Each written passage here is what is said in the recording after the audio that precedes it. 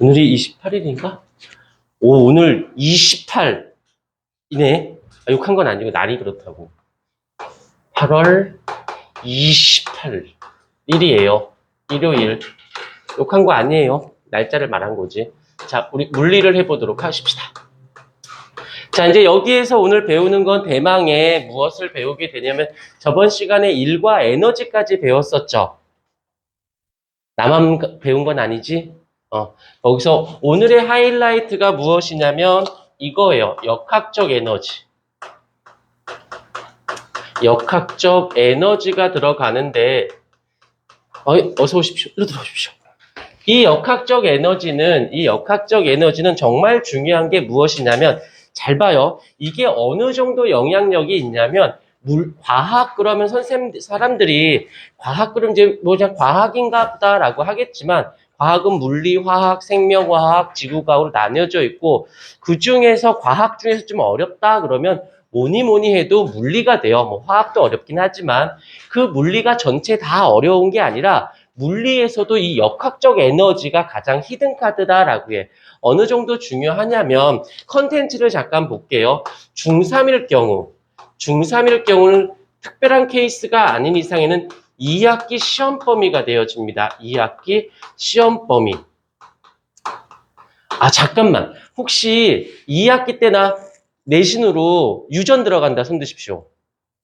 다 들어가지. 그래서 조금 있다가 시험 대비 겸 이 유전은 고등학교 2학년 때도 1학년 때도 나오기 때문에 우리가 원래 고등선행반은 물리화학인데 다른 2학년도 마찬가지야. 이 유전만큼은 굉장히 많이 중요해요. 그래서 엄청나게 중요하기 때문에 시간을 잠깐 쪼개서 물리, 그다음에 화학 또 하면서 생명과학에서 다 하진 않고 유전만 좀 잡아줄 거예요. 그래서 나중에 희한하게 이제 고등 선행하는 친구들의 대부분이 거의 99%가 물리랑 화학만 해.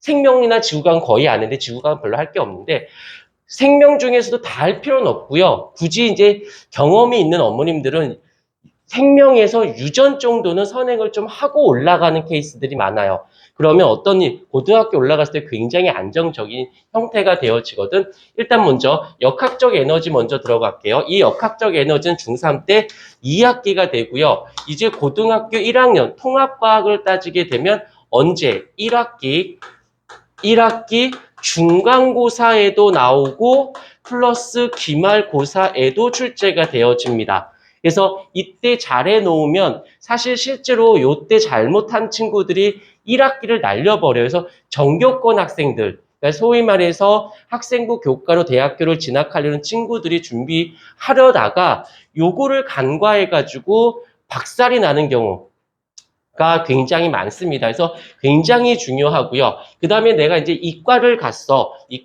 고등학교 2학년을 가게 되면 거의 대부분은 물리를 선택이 아니라 학교에서 아예 수업을 하기 때문에 들어가는데 이 역학적 에너지가 고2 때도 1학기 중간고사와 기말고사 시험 범위가 되어집니다. 오, 바람, 선풍기구나. 오늘 날씨 너무 좋지 않냐? 뭐 하는 거야? 일요일 날 오전에 이렇게 천고마비가 인 날에 여기 앉아서 참 고생이 많다.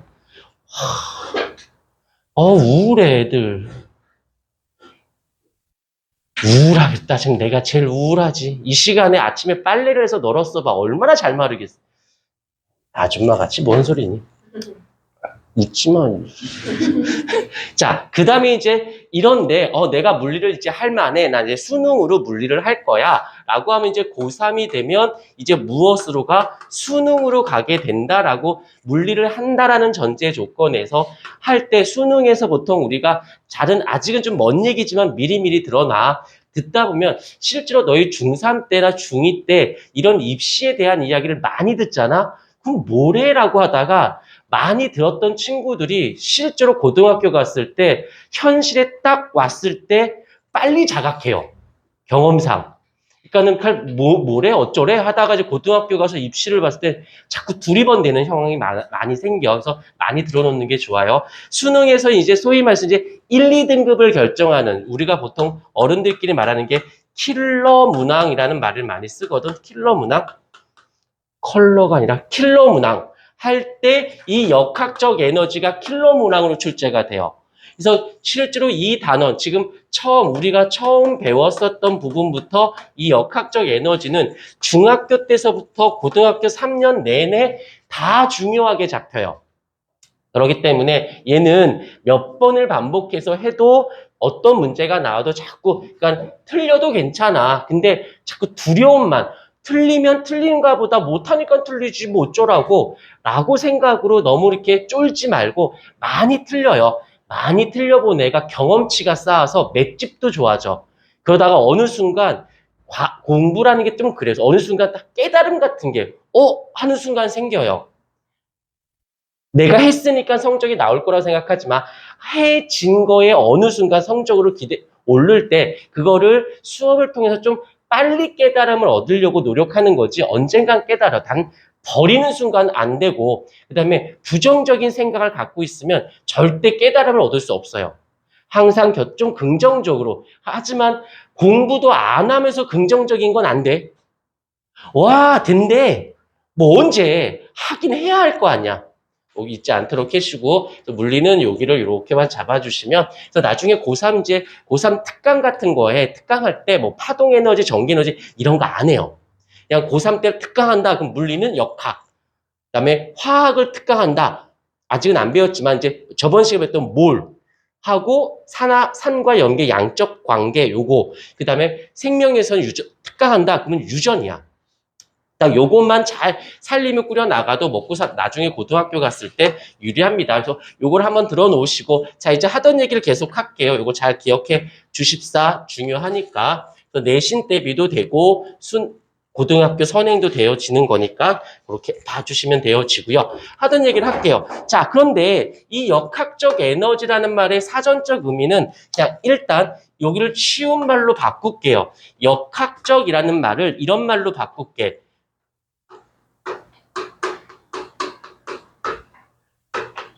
역학적 에너지라는 말을 쉬운 말로 바꾸면 에너지의 합이라고 보시면 돼요. 그래서 역학적 에너지 보존 법칙이라는 단어가 나오는데 여기에서 에너지 합은 보존, 색깔펜으로 바꾸고 보존된다라는 건 일정하다라는 말로 바꿔서 역학적 에너지가 보존돼요 라는 말은 그 에너지의 합은 항상 일정해요 라는 뜻이에요. 그런데 여기서 또 하나 에너지의 종류가 나와요. 종류는 크게 두 가지밖에 없습니다. 무엇? 운동, 에너지하고 그다음에 포텐셜 에너지 두 개. 그래서 보통 얘는 이렇게 표현을 하고요. 얘는 이렇게 표현을 한다고 합니다. 그때 이 공식을 따지게 되면 2분의 1, 요거는 예전부터 알고 있어야 되는 공식 기본이라서 그다음에 포텐셜 에너지는 두 개로 살짝 쪼개집니다. 어떻게? 중력에 의한 포텐셜 에너지와 그다음에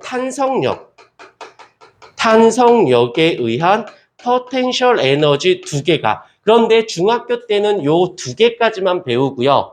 고등학교 때도 요거만 배우고요. 2학년쯤 됐을 때 얘가 일부만 살짝 언급이 되어집니다. 왜냐하면 예전에는 탄성력이라는 힘을 배웠었는데 그걸 가지고 탄성력에 의한 포텐셜 에너지를 연장선상으로 가면 됐었거든. 근데 지금은 탄성력이라는 것은 이제 사이드로 빠졌어요. 그러다 보니까 탄성력에 의한 포텐셜 에너지가 다 들어오진 못하고 일부만 살짝 근데 빼기도 해. 그렇게만 잡아주시면 돼요. 그 다음에 결국에 이 둘의 그 합은 변한다, 변하지 않는다 라는 말과 같은데 자, 요게 우리가 앞에서 배웠었던 비교 좀 해보자. 비교.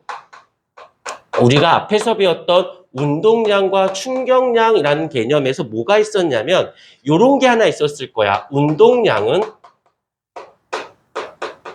보존 법칙이라는 것이 있었어요. 그래서 우리가 다시 한번 살짝 복습. 운동량과 충격량을 할 땐 두 개만 알면 돼요. 첫 번째는 무엇이냐면 얘는 충격량은 운동량의 변화량과 같다. 지금 잘 몰라도 됩니다. 어차피 요거 끝나고 나면 다시 앞쪽으로 가서 다시 할 거야. 그래서 내가 문제를 풀어라라는 말을 별로 안 하는 이유가 지금 풀어도 안 풀려. 여기까지 와야 돼요. 이게 한 세트니까. 그리고 다시 앞으로 가서 다시 이제 문제를 통해서 다시 한번 처음부터 다시 돌아올 거야. 오케이, 그렇게 알도록 하시고, 첫 번째는 충격량은 운동량의 변화량과 같다. 두 번째는 운동량과 충격량에 대한 개념에서는 두 가지밖에 없었어요. 얘랑 운동량 보존. 그럼 이 운동량 보존 법칙은 무엇인데요? 라고 한다면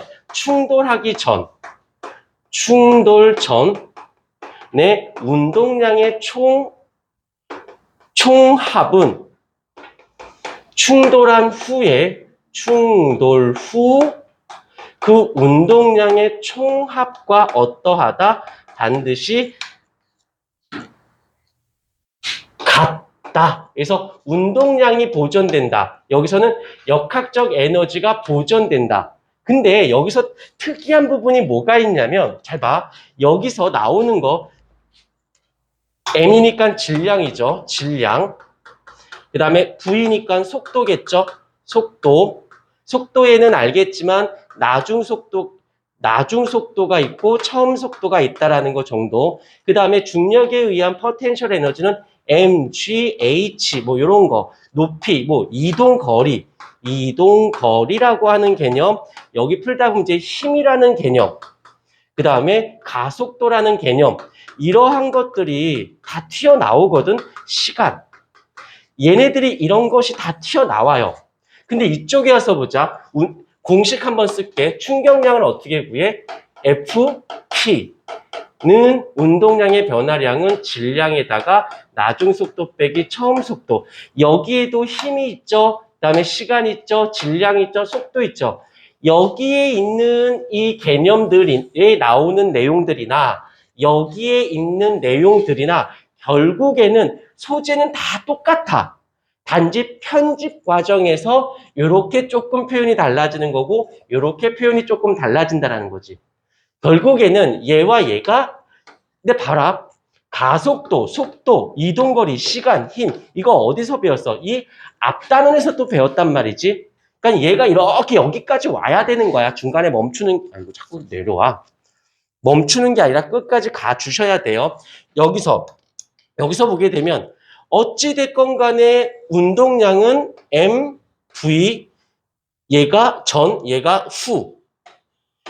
여기 봐라.